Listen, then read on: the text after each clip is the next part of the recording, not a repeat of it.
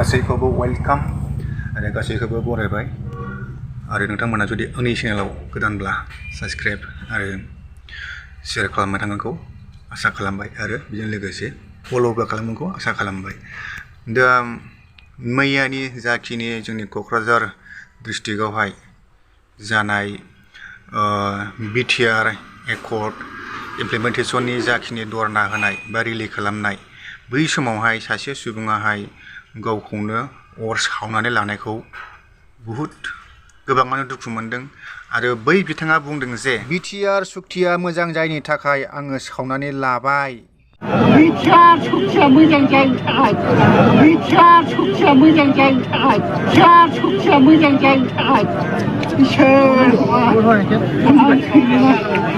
बिदि खोथा बाहायदों आरो मिथिनाय बादिब्ला खोनानाय बादिब्ला बिथाङाहाय बेमारि खामोननो आरो निउसावहाय एबसुनि बिथांमोनाहाय फोरमायनाय बादिब्ला बिथाङाहाय मिटिङावहाय फैनो होननानै फैयाखैमोन नामानो आरो बेखौहाय जायगानि मानसियाहाय मिटिङावहाय लाबोफायाखैमोननो।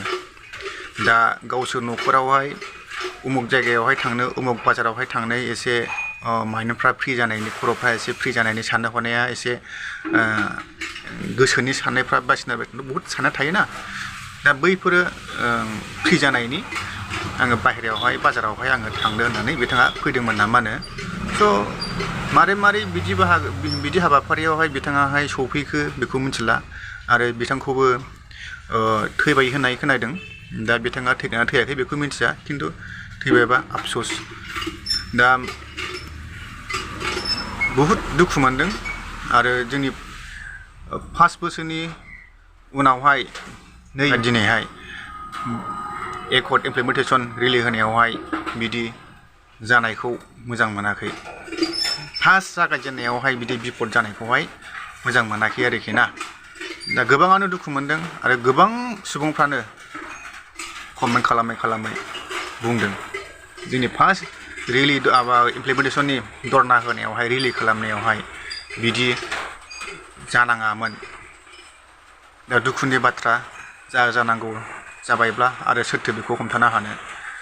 दा आसा खालामो जोंनि मानाव गेदेर बिथांमोनाहाय बिनि न'खरावहाय जाहाथे एसे अनसुंथाइ हरगोन।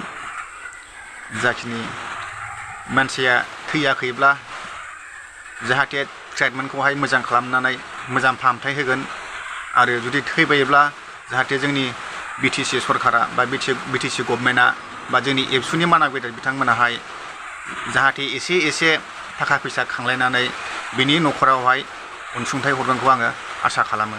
गोजोन्थों।